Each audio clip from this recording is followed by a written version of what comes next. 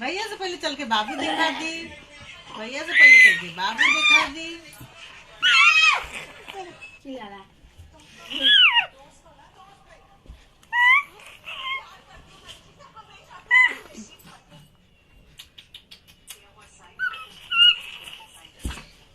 मोजा दोनों कड़ा देखा सन पहन ले।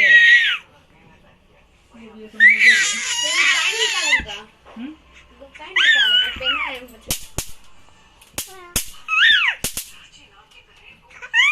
गुड़ पला हो गया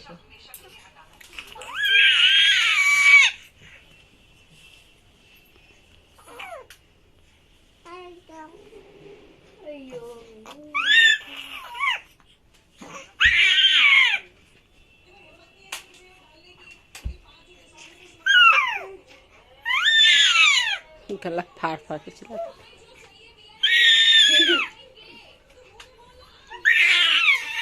घुमा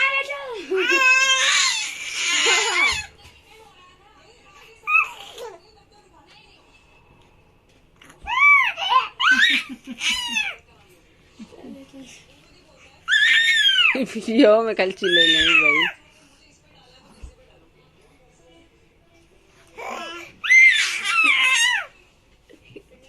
देख दी सीखा था चिल्लाए थे।